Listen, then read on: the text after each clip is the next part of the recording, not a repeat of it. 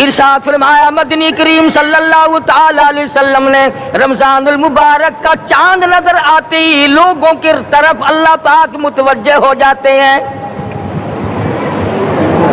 دعائیں قبول کی جاتی ہیں، لوگوں کی عبادت کی طرف توجہ کی جاتی ہے۔ عرش عظیم اٹھانے والے فرشتوں کو یہ حکم ہو جاتا ہے کہ تم اپنی اپنی عبادات کو چھوڑ کر روزے دار کی عبادت پہ آمین کہو۔ السلام علیکم دوستو، ہم آپ کے لیے ایک بہت ہی پیارا بیان لے کر حاضر ہوئے ہیں جس کا عنوان ہے رمضان المبارک کا چاند کب نظر آئے گا، جس کو بیان فرما رہے ہیں قاری حنیف ملتانی صاحب۔ آئیے چلتے ہیں بیان کی طرف۔ اندازہ لگا عبادت میری تیری اور آمین عرش اٹھانے والے فرشتوں کی۔ ارشاد فرمایا مدنی کریم صلی اللہ تعالی علیہ وسلم نے بعض آدمی ایسا روزہ رکھتا ہے اس کے روزے کی قبولیت کی دعا آسمان کے فرشتے مانگتے ہیں۔ بعض آدمی ایسا روزہ رکھتا ہے، ادب کا لحاظ کرتا ہے، احترام کا لحاظ کرتا ہے، عظمت کا لحاظ کرتا ہے، رمضان المبارک کی ایک ایک چیز کو پورا کرنے کے لیے ہر وقت کوشاں رہتا ہے، اس کی روزی کے لیے، اس کے روزے کی قبولیت کی بخشش کی دعا کے لیے سمندروں کے جانور دعا مانگتے ہیں۔ کتنی بڑی بات ہے، آج لوگوں کو پرواہ نہیں کہ روزہ کیا چیز ہے، خام خواہ برباد کر دیتے ہیں۔ ارشاد فرمایا مدنی کریم صلی اللہ تعالی علیہ وسلم نے اگر کسی نے ایک روزہ چھوڑ دیا، 100 سال تک رات دن گرمی سردی روزہ رکھتا رہے، ایک روزے کا بدلہ ہرگز نہیں ہو سکتا۔ رمضان کے ایک روزے کا بدلہ نہیں ہو سکتا۔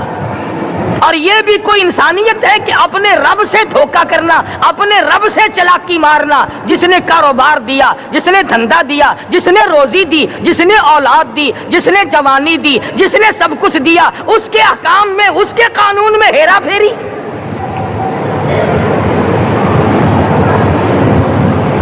صحابہ کرام رضوان اللہ تعالی علیہ مجمعین کی جماعت کے یہاں تو ایسا ہرگز نہ تھا۔ وہ لوگ تو تن من دھن سے اپنے آپ کو قربان کیا کرتے تھے۔ اب آپ خیال فرمائیں کہ رمضان کا 17واں روزہ ہے اور جنگ بدر ہوا ہے۔ اسلام کی سب سے پہلی لڑائی روزوں میں ہوئی، اسلام کی سب سے پہلی لڑائی روزوں میں ہوئی۔ صحابہ کے پاس ریشن نہیں، اسلحہ نہیں، ساز و سامان نہیں، تلوار نہیں، تیر نہیں، گھوڑے نہیں، اونٹ نہیں، کچھ بھی نہیں، مگر پہلا میدان محمد کریم صلی اللہ علیہ وسلم کو جو صحابہ کرام کو بھگتنا پڑا وہ روزے کے ساتھ تھا اور گرمی کا موسم تھا۔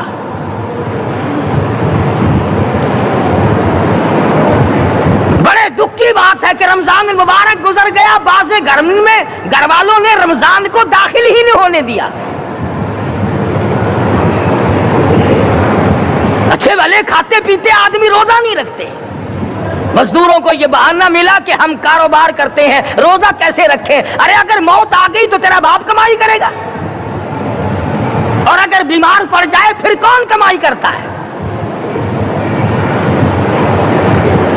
ارکان اسلام میں سے ہے روزہ، احکام اسلام میں سے ہے روزہ، اسلام کی بنیاد میں سے ہے روزہ، نماز بھی اور روزہ بھی۔ جس نے نماز کی پرواہ نہ کی اس نے ایک ستون گرا دیا، جس نے روزے کی پرواہ نہ کی اس نے دوسرا ستون گرا دیا، جس نے زکات کی پرواہ نہ کی اس نے تیسرا ستون گرا دیا، جس نے حج کی پرواہ نہ کی اس نے سارے اسلام کی عمارت کو ڈھا دیا۔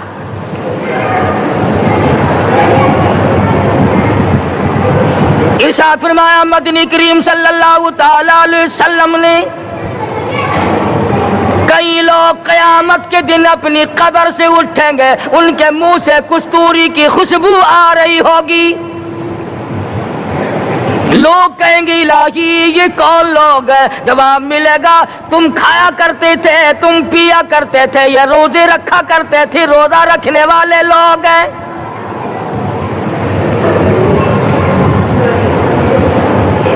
ملتان کے دوستو، اگر تمہاری یہ تمنا ہو کہ ہم قیامت کی پیاس سے بچ جائیں، 50,000 سال کی شدت والی پیاس سے بچ جائیں، قیامت کے دن والی گھبراہٹ سے بچ جائیں، قیامت کے خوفناک عذاب سے بچ جائیں، اگر 50,000 سال کی دھوپ سے بچنا چاہتے ہو، شدت سے بچنا چاہتے ہو، گرمی سے بچنا چاہتے ہو، پیاس سے بچنا چاہتے ہو، مسلم شریف کی روایت میں ہے ایک آدمی کی زبان اتنی باہر لٹک جائے گی اس پہ 18 آدمی کھڑے ہو سکے۔ ان تمام پیاسوں سے، گھبراہٹوں سے اگر بچنا چاہتے ہو، اتنی شدید گھبراہٹ آئے گی، اتنا سخت ماحول بن جائے گا۔ قرآن کریم کہتا ہے یا ایھا الناس اتقوا ربکم، ڈرو اپنے پروردگار سے جتنے تمہیں آنکھیں دی۔ اتقوا ربکم، ڈرو اس پروردگار سے جس نے زبان دی۔ اتقوا ربکم، ڈرو اس پروردگار سے جس نے اولاد دی۔ اتقوا ربکم، ڈرو اس پروردگار سے جس نے کاروبار دیا۔ ڈرو اس پروردگار سے جس نے ہاتھ دیے، جس نے پیر دیے۔ فرمایا اتقوا ربکم ان زلزلۃ الساعۃ شیء عظیم، اتنا سخت گھبراہٹ ہوگا قیامت کے دن۔ نبی کریم صلی اللہ علیہ وسلم نے فرمایا اگر کوئی اس پیاس سے بچنا چاہتا ہے، اس گھبراہٹ سے بچنا چاہتا ہے، تو ایک ہی صورت ہے کہ وہ رمضان کے روزے رکھا کرے۔ حدیث میں آتا ہے کہ قیامت کے دن اللہ پاک جل شانہ عرش عظیم کے سائے میں کچھ لوگوں کو دسترخوان پہ بٹھا کر کھانا کھلائیں گے۔ اس تباہ کاریوں والے دن، پریشان حال والے دن، جس دن یہ حال ہو، فرمایا یوم یفر المرء من اخیہ و امہ و ابیہ و صاحبتہ و بنیہ، اما ابا بیوی اولاد کوئی بھی کام آنے کو تیار نہیں۔ حالات اس طرح سے دگرگوں بن جائیں گے۔ فرمایا کلا اذا بلغت التراقی وقیل من راق وظن انہ الفراق والتفت الساق بالساق الى ربک یومئذ المساق۔ فرمایا موت تمہارا کام آ کر تمام کر دے گی، یہ ہاتھ کام نہ کریں گے، یہ آنکھ کام نہ کریں گی، یہ پیر کام نہ کریں گے، یہ دل و دماغ نکما ہو جائے گا، یہ بیوی بچے کام نہ آئیں گے، یہ دھن دولت کام نہ آئے گی، تمام کا تمام نظام کائنات بیکار ہو جائے گا۔ تو خداوند کریم نے رمضان المبارک کے ساتھ ساتھ شب قدر کی حاج کی رات عطا فرمائی اور یوں فرمایا اے میرے محبوب آپ رویا نہ کریں، آپ غم زدہ نہ ہوں، آپ پریشان حال نہ رہا کریں، میں نے تیری امت پہ کرم کر دیا، ایک رات ایسی عطا کر دی جو 1000 مہینوں سے بہتر ہے۔ اور قرآن کریم پڑھنے کا لطف میں اور آپ کیا جانے۔ جاؤ ابو بکر صدیق رضی اللہ تعالیٰ عنہ سے پوچھو کیسا قرآن کریم پڑھا کرتا تھا۔ سارے کافروں نے کھڑے ہو کر کے اعتراض کیا ابو بکر کو ہم زور سے قرآن کریم نہیں پڑھنے دیں گے۔ ابو بکر قرآن پڑھتا ہے، ہماری عورتیں پر اثر انداز ہوتا ہے، ہمارے بچوں پہ اثر ہوتا ہے، اور مکے کے کافروں کا یہ بیان ہے کہ جب صدیق اکبر قرآن پڑھتا تھا پہاڑ لرز جایا کرتے تھے۔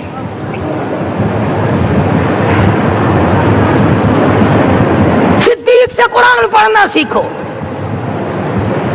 فاروق اعظم نے اسی قرآن کریم کے ذریعے سب کچھ حاصل کیا۔ ساری رات فاروق اعظم قرآن کریم کی تلاوت کیا کرتے تھے، ایک ایک رکعت میں پورا ختم قرآن کرتے تھے۔ آج تو یہ باتیں کہانی نظر آتی ہیں۔ صدیق اکبر سے قرآن پڑھنا سیکھو، فاروق اعظم سے قرآن کریم پڑھنا سیکھو، سیدنا عثمان ذی النورین رضی اللہ تعالیٰ ایک رات میں اور ایک رکعت میں پورا قرآن ختم کیا کرتے تھے۔ نبی کا دوہرا داماد عثمان ذی النورین، جس کو دیکھ کر حضور اکرم صلی اللہ علیہ وسلم فرمایا کرتے تھے، او لوگوں میں عثمان سے حیا نہ کروں جس سے آسمان کے فرشتے بھی حیا کرتے ہیں، جس کا آسمان والے فرشتے بھی ادب کرتے ہیں، میں اس کا ادب نہ کروں؟ سیدنا علی مرتضی رضی اللہ تعالی عنہ ایسا قرآن کریم پڑھا کرتے تھے، سارا زمانہ شاہد ہے، سارا زمانہ گواہ ہے کہ جب وضو کرتے رنگ پیلا پڑ جاتا، مسجد میں قدم رکھتے بے ہوش ہو جاتے۔ کسی نے پوچھا امیر المومنین کیا بات ہے؟ فرمانے لگے اللہ کے دربار میں کھڑا ہونے لگا ہوں، ڈرتا ہوں کوئی بے ادبی نہ ہو جائے۔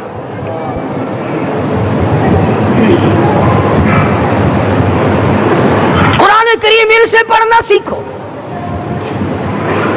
حسین نے تلواروں کی چھاؤں میں قرآن پڑھا، نیزے کی نوک پہ قرآن پڑھا۔ سعید بن مسیب نے تلواروں کی چھاؤں میں قرآن پڑھا۔ حضرت امام احمد بن حنبل نے کوڑوں کی گونج میں قرآن پڑھا۔ ابو حنیفہ رحمت اللہ علیہ نے جیل سے جنازہ نکلنے سے پہلے قرآن پڑھا۔ علامہ ابن تیمیہ نے جیل کے مینارے میں قرآن پڑھا اور کوڑے کھائے۔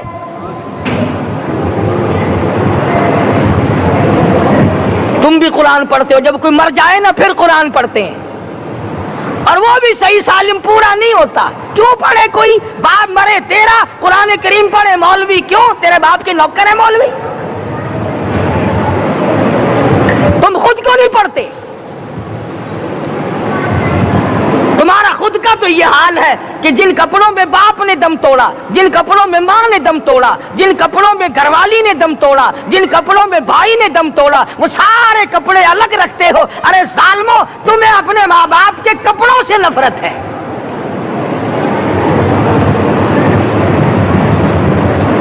باپ کی دکان سے نفرت تو نہیں، باپ کی چارپائی سے بڑی نفرت ہے۔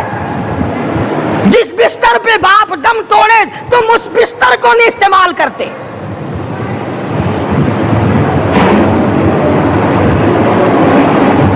رسموں میں ڈوبے پڑے ہیں لوگ، رسمیں بنا رکھی ہیں، یوں کرنا چاہیے اور اس طرح سے کرنا چاہیے۔ لہد کے پانی سے بچو، مردے کے کپڑے سے بچو، مردے کی چارپائی سے دور رہو، فلاں چیز سے دور رہو۔ تم نے کبھی یہ بھی سوچا کہ اگر تمہارے بس کی بات ہو تم موت سے بھی دور رہ کے دکھاؤ نا؟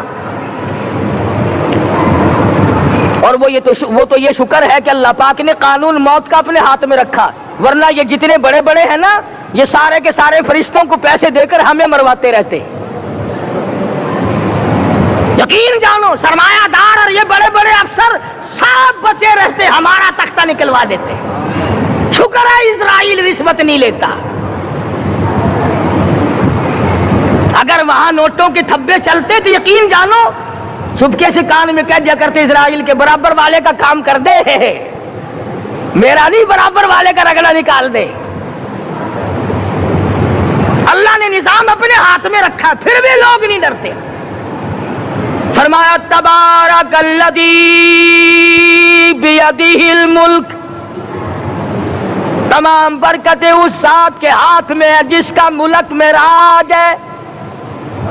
وَهُوَ عَلَى كُلِّ شَيْءٍ قَدِيرٌ، ہر چیز پہ وہ قادر ہے۔ سمندر کا قطرہ قطرہ اس کے قبضے قدرت میں، درختوں کا ایک ایک پتا اس کے قبضے قدرت میں، زمین کا ایک ایک ذرہ رب العالمین کے قبضے قدرت میں ہے، پہاڑوں اور پتھروں کی ایک ایک کنکری اللہ کے اپنے قبضے میں ہے، موت اور زندگی کا نظام بھی اس نے اپنے قبضے میں رکھا ہے۔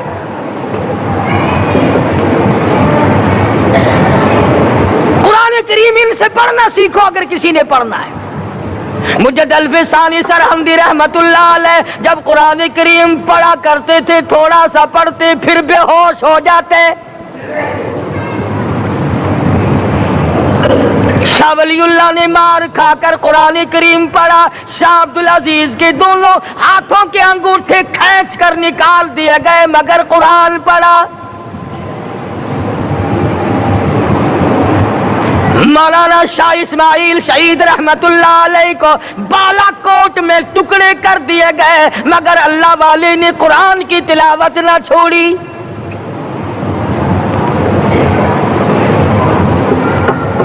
ان حضرات نے قرآن پڑھا ہے۔ ہمیں اگر قرآن کی لذت آ جائے، قرآن کریم کا مزہ معلوم ہو جائے، حلاوت معلوم ہو جائے، ہم تمام زندگی تلاوت ہی کرتے رہیں۔ حضرت لاہوری رحمت اللہ علیہ رات دن تلاوت کیا کرتے تھے۔ ظالم افیسروں نے برف کی سلی پہ لٹا لیا اور حضرت سے کہا گیا کہ آپ اپنے مطالبے ختم نبوت سے دستبردار ہو جائیں، تو حضرت نے جواب دیا میں جان کا سودا کر چکا ہوں، ایمان کا سودا نہیں کرتا۔ سید عطا اللہ شاہ صاحب بخاری سبقید رحمت اللہ علیہ جیل میں ہیں، 20 سیر گندم روزانہ پیسنے کے لیے ملتی ہے، پسا ہوا آٹا انتظامیہ کے حوالے کر دیتے ہیں۔ حیران ہے انتظامیہ، کس وقت چکی چلاتا ہے بخاری، کس وقت پیستا ہے، یہ تو قرآن پڑھتا رہتا ہے۔ سپرڈنٹ جیل نے چھاپا مار کر دیکھا، پچھلی رات کو قرآن کریم بیٹھا ہوا بخاری پڑھ رہا ہے، سورت یوسف کی تلاوت ہو رہی ہے، چکی خود بخود چل رہی ہے، دانے خود بخود اٹھ کر چکی میں پڑھ رہے ہیں۔ یہ حضرات تھے جنہوں نے قرآن مجید لذتوں کے ساتھ پڑھا۔ غازی علم الدین نے پھانسی کی کوٹڑی میں رات دن قرآن کی تلاوت کر کر کے حضور اکرم صلی اللہ علیہ وسلم کا روزانہ دیدار کیا۔ سلطان نور الدین زنگی رحمت اللہ علیہ ہر جمعرات کو پورا قرآن ختم کرتا تھا اور 1000 دفعہ درود شریف پڑھا کرتا تھا۔ مدنی کریم صلی اللہ علیہ وسلم کا خواب میں 12 دیدار کیا کرتا تھا۔ سلطان عالمگیر رحمت اللہ علیہ مغلیہ خاندان کا چشم و چراغ ہے، بادشاہ وقت ہے، قرآن مجید کا حافظ بھی تھا، مفسر بھی تھا، اور مدنی کریم صلی اللہ علیہ وسلم کی 5000 حدیث پاک عالمگیر بادشاہ کو زبانی یاد تھی۔ اور اتنا اچھا مسلمان آدمی تھا کہ ساری زندگی میں تہجد کی نماز قضا نہیں کی، ساری زندگی میں۔ بادشاہ تہجد پڑھا کرتے تھے، آج تم 2 ٹکے کے آدمی تہجد نہیں پڑھتے۔ یہی وجہ ہے کہ ہم آج کافروں کے سامنے مرغوب ہیں، مغلوب ہیں، ان سے دبے ہوئے ہیں۔ کبھی اسرائیل فلسطینیوں کو مارتا ہے، کبھی لبنان کو مارتا ہے، کبھی شام پہ چڑھائی کرتا ہے۔ یہی وجہ ہے ہم نے قرآن چھوڑا، اللہ پاک نے اپنی رحمت کی چادر ہمارے سر سے اتار لی۔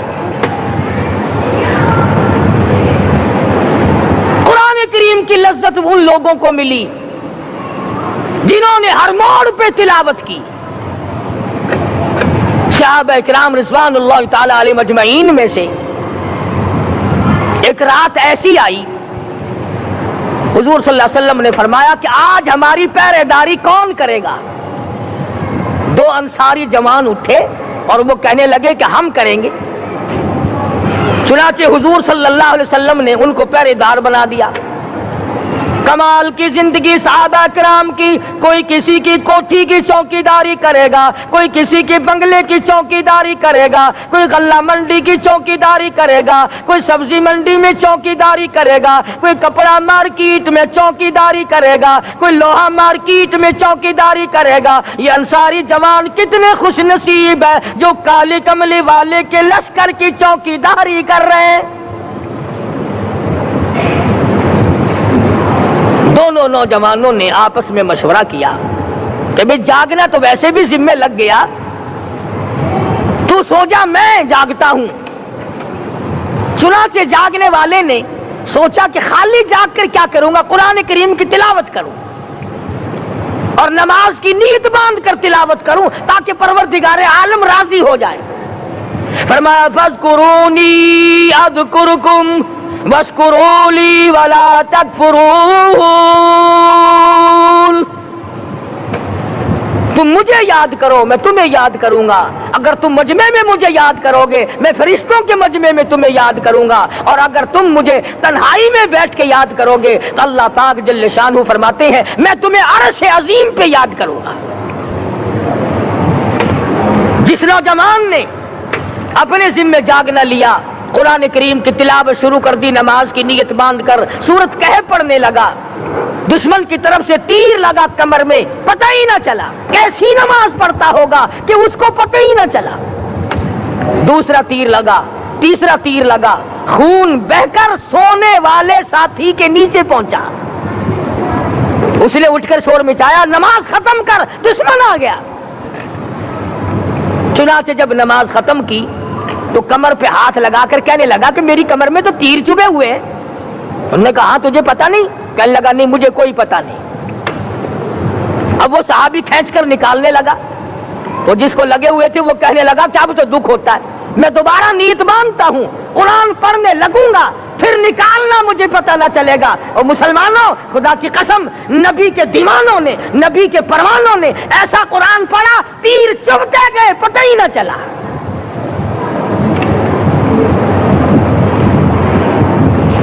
میرے نبی، تیرے نبی، ساری کائنات کے نبی، عرشیوں کے نبی، فرشیوں کے نبی، مدنی کریم صلی اللہ علیہ وسلم نے ایک ایک وقت میں 15 دن درختوں کے پتے چبا کر خدا کا قرآن پڑھا۔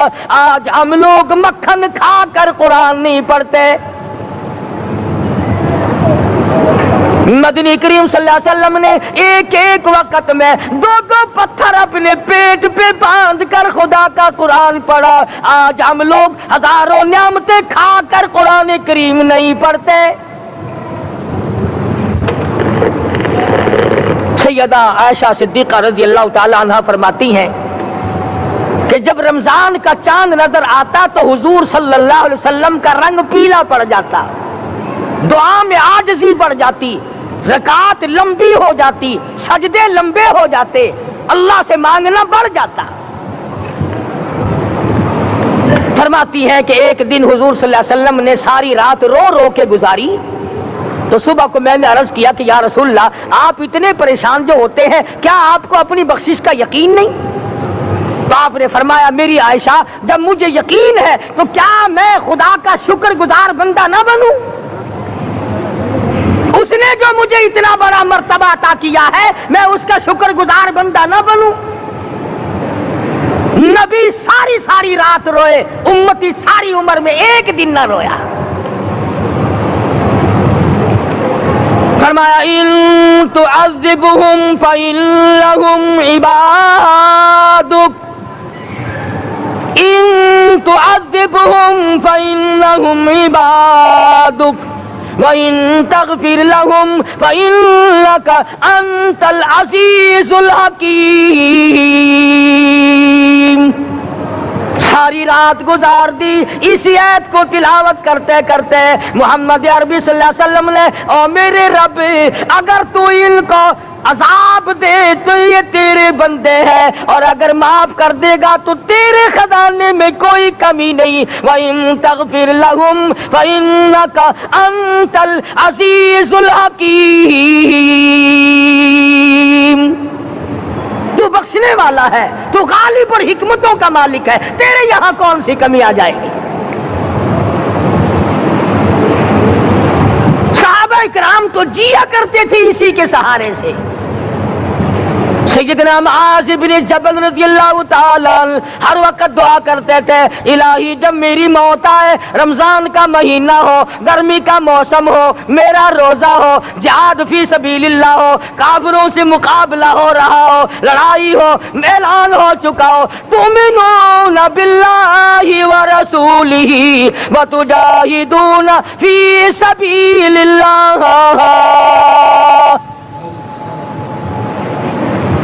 حضرت معاذ دعا کرتے ہیں کہ میں تو یہ دعا کرتا ہوں کہ گرمی ہو، میرا روزہ ہو، کفار سے مقابلہ ہو، وہ میرے ٹکڑے کر دیں، میری زبان کاٹ دیں، تیری عدالت ہو، میری پیشی ہو۔ جب میرا خدا پوچھے معاذ دنیا سے کیا لایا، عرض کروں الہی زبان کٹا کے آیا ہوں، روزہ رکھ کر آیا ہوں، ارادہ یہ ہے کہ تیرے محبوب کے حوض کوثر سے روزہ افطار کروں گا۔ آج قوم کھلے بندوں کھاتی پھرتی ہے، انہیں شب قدر کا کیا پتا، انہیں لیلۃ القدر کا کیا پتا، انہیں رمضان المبارک کی بابرکت گھڑیوں کا کیا پتا۔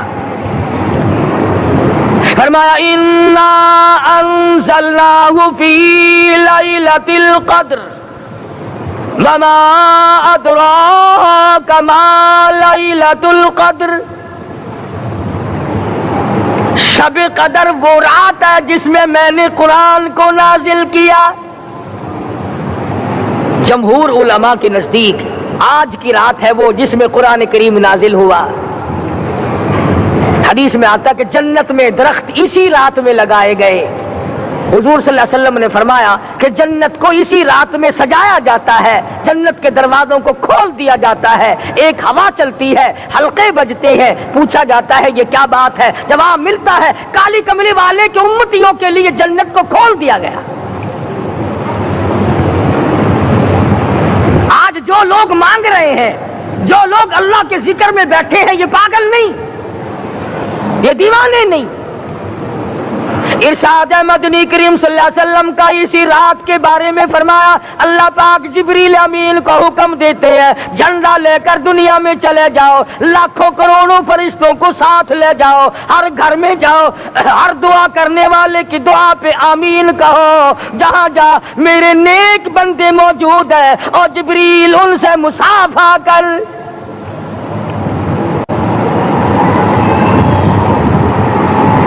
قسم کا آدمی آج بھی محروم ہے, مرد بھی عورتیں بھی کان کھول کر سن لیں. 4 قسم کے آدمی آج کی رات بھی اللہ کی رحمت سے محروم ہے, شب قدر کی برکتوں سے محروم ہے, سعادتوں سے محروم ہے, رمضان کی خوشبختیوں سے محروم ہے. 4 قسم کا آدمی. سب سے پہلا شرک کرنے والا, اللہ کی ذات میں صفات میں کسی ولی کو, کسی پیر کو, کسی فقیر کو, کسی پیغمبر کو, کسی غوث قطب اور ابدال کو جو شریک کرتا ہے, نہ اس کو شب قدر کام آتی ہے نہ رمضان کام آتا ہے. شرک اتنی بری لعنت ہے کہ تمام اعمال کی جڑیں اکھاڑ کر پھینک دیتا ہے. آج مسلمان چلاک بڑے ہیں, اگر ہندو پتھر کا بت بنا کر پوجے تو وہ تو کافر ہے, اور مسلمان قبر بنا کر پوج لیں تو وہ پکا مومن ہے. الف لام میم سے لے کر والناس تک سارا قرآن پڑھو, ترجمے چھپے ہوئے ترجموں کے قرآن پڑھو. فرمایا لا تشرک باللہ,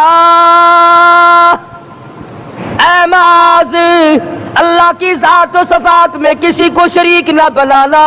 ان قتلت او حرقت, یہاں تک کہ تجھے چاہے جلا دیا جائے یا قتل کر دیا جائے, جلا کر خاک کر دیا جائے, اللہ کی ذات صفات میں کسی کو شریک نہ بنانا.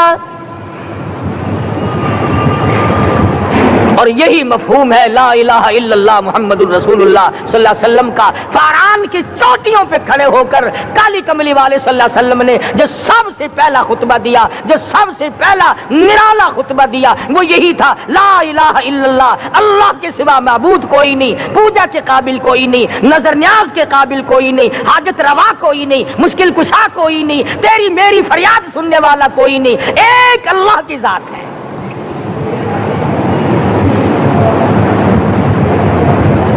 آج تو لوگ درختوں کی پوجا الگ کرتے ہیں, پانی کی پوجا الگ کرتے ہیں, قبروں کی پوجا الگ کرتے ہیں, اور پھر مومن کے مومن ہیں.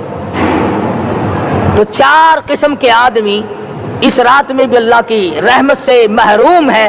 سب سے پہلا شرک کرنے والا. دوسرے نمبر پہ جس کے گھر میں کتا ہو یا خنزیر ہو, شوقیہ کتا یا خنزیر پال رکھا ہو. تیسرے نمبر پر وہ مرد عورت جو بدکاری بدماشی کر کے بے غسلے پڑے ہوں, اس گھر میں جبریل یا کوئی رحمت کا فرشتہ آج دریائے کرم بہ رہا ہے پھر بھی نہیں جاتے. اور چوتھے نمبر والا جو مسئلہ ہے اس میں ایسا معلوم ہوتا ہے کہ ہمارے کسی کے گھر میں بھی فرشتے نہیں جائیں گے. اب پہلے 3 نمبروں میں تو آپ خوش ہو گئے ہوں گے کہ الحمدللہ کافی سارے لوگ ہیں جو شرک نہیں کرتے یا کتا خنزیر نہیں پالتے, الحمدللہ نیک لوگ ہیں, اچھی نسل ہے, شرافت والے ہیں, بدکاری بدماشی زنا بھی نہیں کرتے.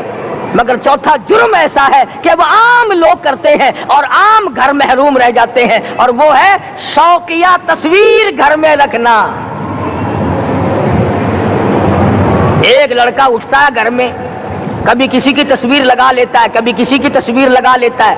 ایک لڑکے نے جو حرکت کی سارا گھر محروم ہو گیا اللہ کی رحمت سے۔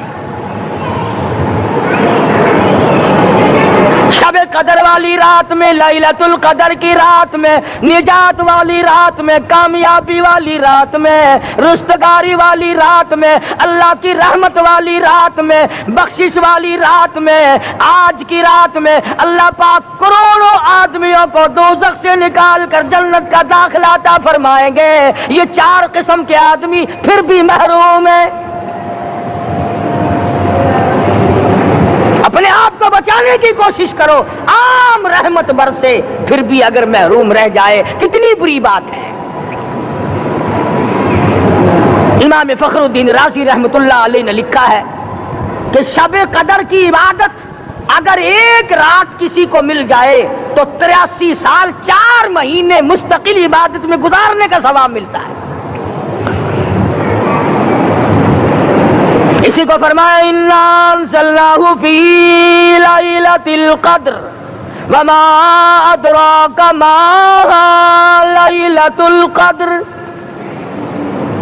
یہ وہ برکت والی رات ہے، یہ وہ رحمت والی رات ہے، اور لوگوں مانگنے والی رات ہے، جھولی پھیلانے والی رات ہے، بگڑی بنوانے والی رات ہے، اجڑوں کو بسانے والی رات ہے، بچڑوں کو ملانے والی رات ہے، اللہ کا دروازہ کھٹکھٹانے والی رات ہے، اللہ کے آسمان کی طرف سے آوازیں آتی ہیں مانگو کیا مانگتے ہو، وہ رات ہے۔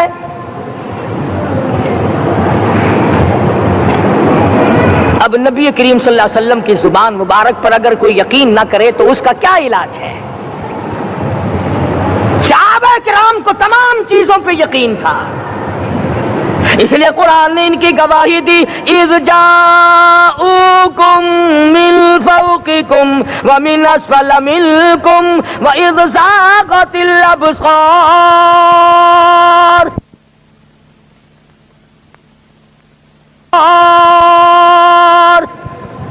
وبلغت القلوب الحناجر۔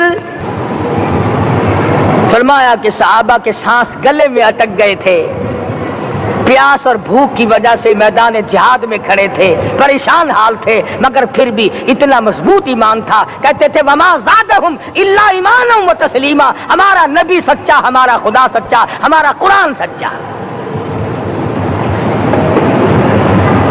بے شمار واقعات قرآن کریم پیش کرتا ہے صحابہ کرام کے کہ انہوں نے اپنی زندگی میں کبھی بھی اس قسم کا کام نہیں کیا جو جس سے اسلام بدنام ہوتا ہو۔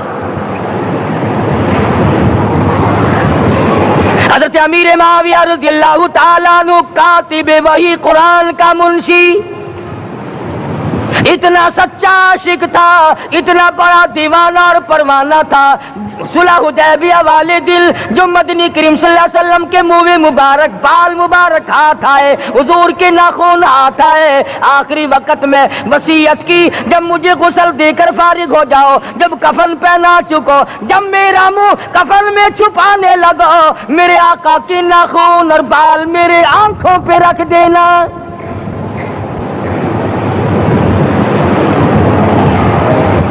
اس قدر جذبہ تھا ان حضرات میں، اور نماز کبھی کسی صحابی نے قضا نہیں کی۔ آج کا مسلمان تو کسی معاملے میں بھی نہیں لڑتا۔ حضور صلی اللہ علیہ وسلم نے مقروض میت کی نماز جنازہ کبھی نہیں پڑھائی۔ آج جس نے کسی کا قرضہ دینا ہو وہ پرواہ ہی نہیں کرتا، نہ موت سے ڈرتا ہے، نہ قبر سے ڈرتا ہے، نہ حشر سے ڈرتا ہے، نہ اللہ کے عذاب سے ڈرتا ہے۔ جب بھی کوئی مر جاتا حضور اکرم صلی اللہ علیہ وسلم تشریف لاتے، پہلے پوچھتے اس کے ذمے کسی کا قرضہ تو نہیں، یا کوئی ضامن بنتا، اور یا خود حضور صلی اللہ علیہ وسلم فرماتے کہ میں قرضہ ادا کروں گا، پھر آپ جنازے کی نماز پڑھایا کرتے تھے۔ اتنے بڑے جذبے کے مالک تھے صحابہ کرام کہ انہوں نے کسی موڑ پہ بھی حضور صلی اللہ علیہ وسلم کو یوں خالی نہ چھوڑا، تنہا نہ چھوڑا، آپ کے ساتھ نہ چھوڑا، قرآن کریم کے حکموں کی کبھی بھی خلاف ورزی نہ کی۔ یہی وجہ تھی کہ اللہ پاک نے ان کو پوری دنیا کا مالک بنایا۔ کابل سے لے کر طرابلس تک کا علاقہ صحابہ کرام نے تمہیں فتح کر کے دیا، اور ظالم مسلمانوں، آج صحابہ نے جو علاقے تمہیں فتح کر کے دیے تھے، آج وہاں کفر دندنا رہا ہے۔ تم نے کفر کے جھنڈے لہرائے، تم نے کفر کے حوالے کیا مسلمانوں، اور پھر تان صحابہ پہ کرتے ہو۔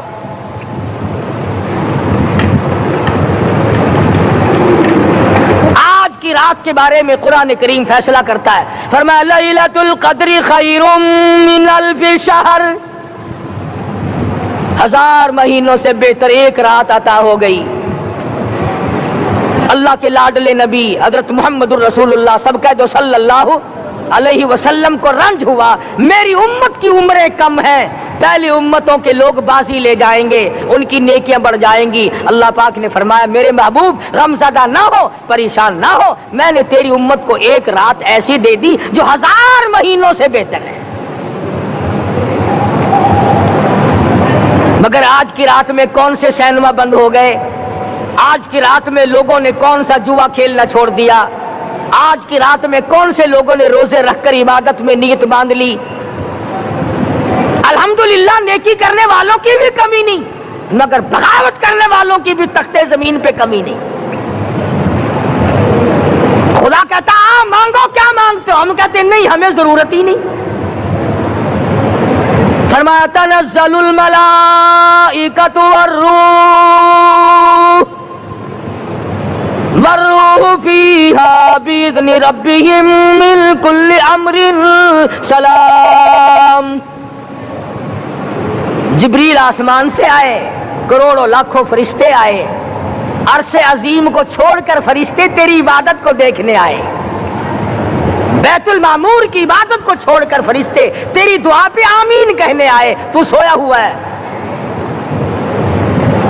ایک ہی فکر ہے کہ مجھے عید کے لیے جوتے لانے ہیں، کپڑے سلوانے ہیں، فلاں چیز کرنی، اور یہ فکر نہیں کہ ایسا نہ ہو اگر رمضان میں میری نجات نہ ہوئی تو میں مارا جاؤں گا۔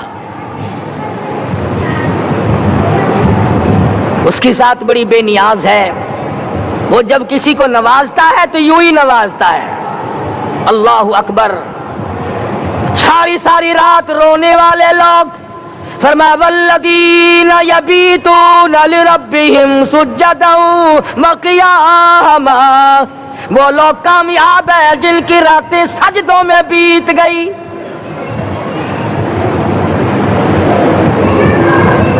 ان مسجدوں میں ہم سے قرآن نہیں پڑھا جاتا، پنکھوں کے نیچے قرآن نہیں پڑھا جاتا۔ مولانا حسین احمد مدنی اور حضرت شیخ الہند رحمت اللہ علیہ نے قاہرہ کے جیل خانے میں 18 سیر مکئی پیستے پیستے خدا کا قرآن پڑھا، چکی چلاتے چلاتے قرآن یاد کیا اور قرآن پڑھا۔ مولانا ابوالکلام آزاد نے رانچی جیل میں خدا کا قرآن پڑھا، مجدد الفسانی نے گوالیار کے جیل خانے میں خدا کا قرآن پڑھا۔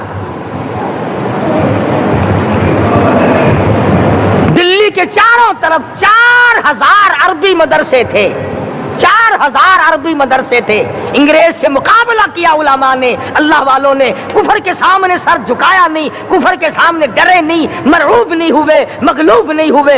4000 مدرسوں میں سے دلی سے مراد آباد تک، دلی سے پانی پت تک، دلی سے لے کر غازی آباد تک، چاروں طرف کے علاقے میں کوئی درخت ایسا نہ تھا جس پہ کسی عالم دین کی لاش نہ لٹکی ہو۔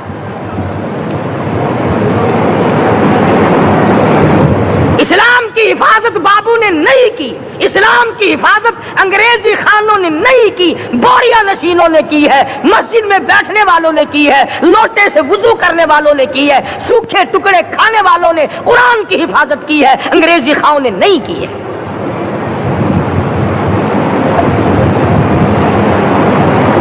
مولانا جعفر تھنیسری رحمت اللہ علیہ، مولانا حمید اللہ، مولانا یحییٰ صورت والے، 3 عالم دین کو پکڑا ہے انگریز نے۔ کالے پانی میں جاؤ، कई मील लंबा चौड़ा कब्रिस्तान जाके वहां देखोगे और उनकी कब्रों के पास खड़े होके पूछना तुम यहाँ क्यों आए थे, खुदा की कसम सारे तुम्हें जवाब देंगे हम अपनी कौम के साथ वफादारी करते हुए आए हैं।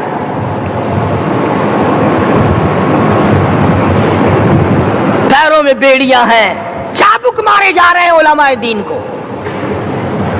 अंबाले की जेल में रोजाना पिटाई होती, रोजाना मारा जाता है। लाहौर तक घसीट कर लाया गया, 20-20 शेर लोहा उलमा के, अल्लाह वालों के पैरों में डाल रखा है। तुमने तो सिर्फ यही सोचा है ना कि कोई मर जाएगा तो छोलों पे बैठ के कुरान पढ़ेंगे। नहीं नहीं, अल्लाह वालों ने पैरों में बेड़ियां पहनकर कुरान पढ़ा, हाथों में हथकड़ियां पहनकर कुरान पढ़ा, चाबुक और कोड़ों के साए में कुरान पढ़ा, तलवार की नोक पे कुरान पढ़ा। मौलाना जाफर थनेसरी रहमतुल्लाह अलैह फरमाते हैं कि हम तीनों को फांसी का हुक्म दे दिया अंग्रेज ने। तो जो परवाना लेकर आया हम बड़े खुश हुए, उछलने लगे, कूदने लगे कि लो भाई अल्लाह पाक ने शहादत का इंतजाम कर दिया। फरमाया वला तक़ूलू लिमन युक़तलु फी सबीलिल्लाहि अम्वात बल अहयाउम वलाकिन ला तशऊरून। जो मेरी राह में मारा गया, जो मेरे नाम पे मारा गया, उसे तुम मुर्दा न कहो, उसकी जिंदगी की तुम तमीज कर ही नहीं सकते।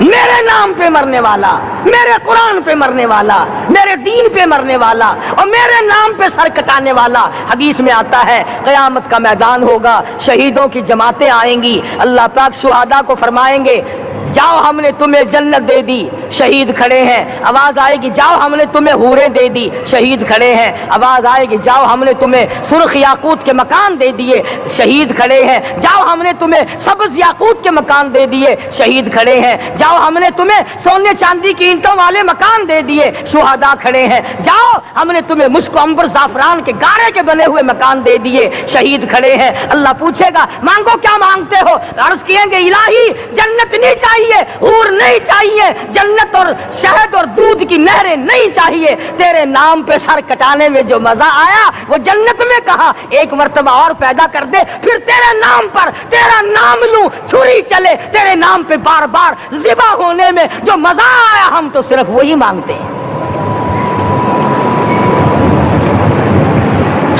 और खुद सरकार मदीना सब कह दो सल्लल्लाहु अलैहि वसल्लम ने फरमाया कि मुझे अल्लाह की राह में 100 मरतबा ज़िबा किया जाए, 100 मरतबा जिंदा किया जाए, मैं फिर भी ला इलाहा इल्लल्लाह मुहम्मदुर रसूलुल्लाह की तौहीद की तबलीग से मैं पीछे नहीं हटूंगा।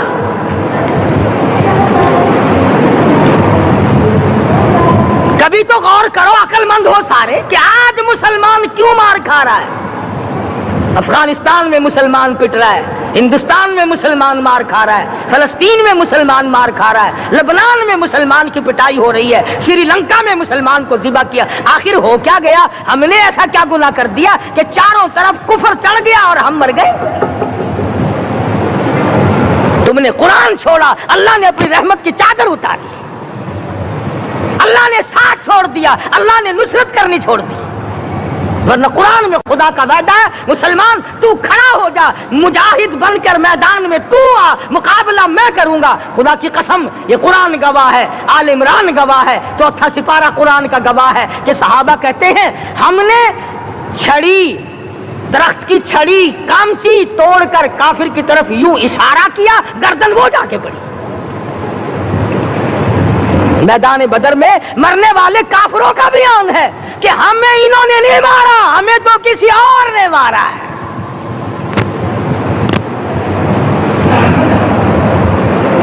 एक दिन मक्का मुकर्रमा में उमैया इब्न खलफ अपने घोड़े को पानी पिला रहा है।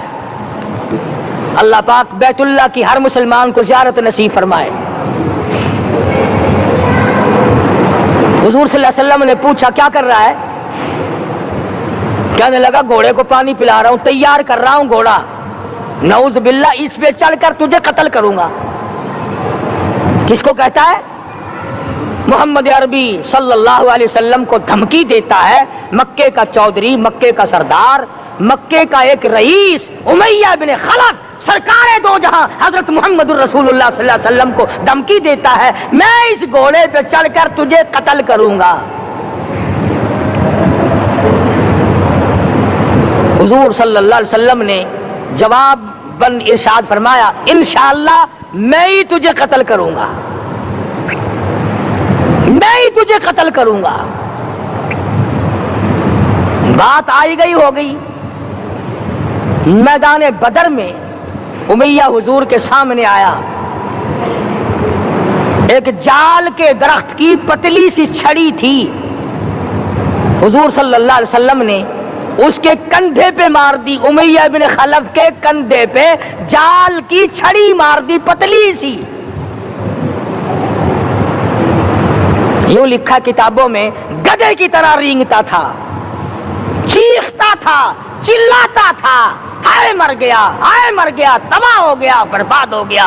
کافر کہنے لگے، بے غیرتی، لوگوں کے گلے کٹے پڑے ہیں، وہ تو شور نہیں کرتے، تجھے ذرا سی چھڑی لگی ہے تو شور کر رہا ہے۔ سب کی توجہ ہے میری طرف، آپ سب کا دھیان ہے، بات سمجھ میں آ رہی ہے؟ امیہ کو کافروں نے غیرت دلائی، وہ کہنے لگے شرم کر، شور مچا رہا، گدھے کی طرح رینگ رہا ہے، بازو کٹے پڑے ہیں، گلے کٹے پڑے ہیں، وہ تو اس طرح کا شور کرتے نہیں، تجھے کیا ہوا؟ خدا کی قسم، تھا تو کافر، تھا تو ظالم، تھا تو مکے کا چودھری، مگر بات بڑی پتے کی کہی، بات بڑی پتے کی کہی۔ کہنے لگا، مجھے غیرت دلانے والوں، کسی کو بلال نے مارا، کسی کو فاروق نے مارا، کسی کو صدیق نے مارا، کسی کو طلحہ زبیر نے مارا، کسی کو عبد الرحمن ابن عوف نے مارا، کسی کو علی مرتضی نے مارا، تمہیں کیا معلوم ہے مجھے مدینے والی سرکار نے مارا ہے؟ اور کہنے لگا، اگر میرا دکھ سارے مکے پہ تقسیم کر دو،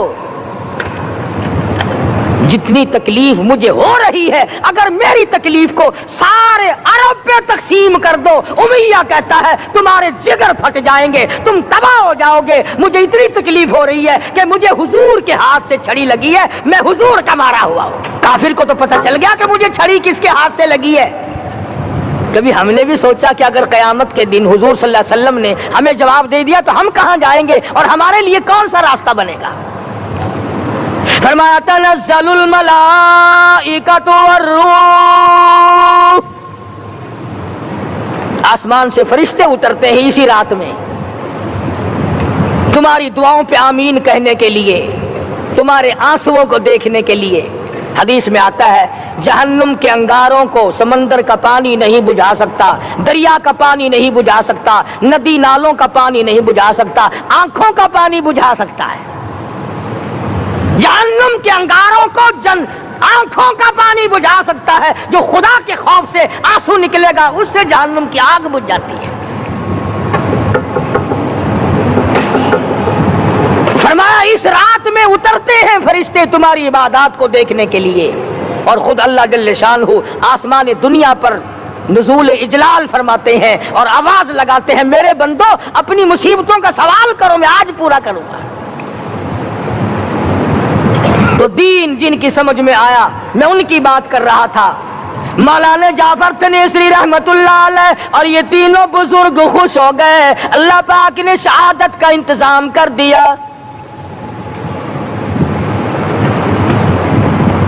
وہ جو پروانہ لے کے آیا تھا پھانسی کا، وہ انگریز افسر کو جا کے کہنے لگا کہ مولوی تو خوش ہو رہے ہیں، پھانسی آنے پر تیار ہیں۔ انگریز کہنے لگا، ہم نے مولویوں کو خوش نہیں ہونے دینا، ہم نے پھانسی کینسل کر دی، ہم نے پھانسی کا حکم منسوخ کر دیا۔ مولانا کالے پانی کی کتاب میں لکھتے ہیں، جب مجھے پھانسی کی اطلاع ملی تھی، میں نے رات کو درخت کے پتے چبا کر روزے کی نیت کر لی، اپنے رب کی حضور میں جاؤں تو روزہ دار ہو کر جاؤں۔ یہی ہے وہ لوگ جن کے بارے میں کہتا ہے لیے پھرتی ہے بلبل چونچ میں گل، لیے پھرتی ہے بلبل چونچ میں گل، اور ڈھونڈتی ہے شہید ناز کی تربت کہاں ہے، تلاش کرتی پھرتی ہے کہاں ہے وہ جو اللہ کے نام پہ شہید ہوا، میں اس کو سلام کہتی ہوں۔ اور مولانا فرماتے ہیں کہ پھر پھانسی تو کینسل ہو گئی، مجھے جو مارنا شروع کیا سارا دن مارا، جب مجھے ہوش آیا تو آدھی رات اگلی آ چکی تھی۔ میں نے گھاس کے 4 تنکے توڑ کر سارا دن کی پٹائی والا روزہ افطار کر لیا، سارا دن مار کھائی، بے ہوش رہے، آدھی رات کو گھاس کے تنکوں سے روزہ افطار کر لیا۔ تو پھر فرماتے ہیں کہ پھر ہمیں جیل پنجروں میں بند کیا مجھے، جس جو نوکدار تار لگائے گئے ملتان ڈسٹرکٹ جیل میں لانے کے لیے۔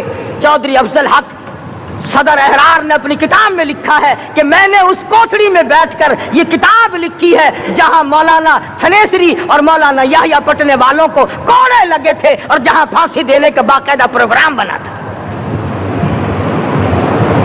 فرماتے ہیں کہ نوکدار تار تھے، نہ میں کھڑا ہو سکتا تھا نہ میں بیٹھ سکتا تھا، مجھے یقین ہو گیا کہ میرا آخری وقت ہے، میں اب رخصت ہو جاؤں گا۔ میں نے لمحہ بلمحہ درود شریف پڑھنا شروع کر دیا، میں پڑھتا رہا۔ فرماتے اچانک مجھے چکر آیا، میں بے ہوش ہو کر نوکدار تاروں پہ گرا، ادھر مجھے محمد مصطفیٰ کا دیدار نصیب ہو گیا۔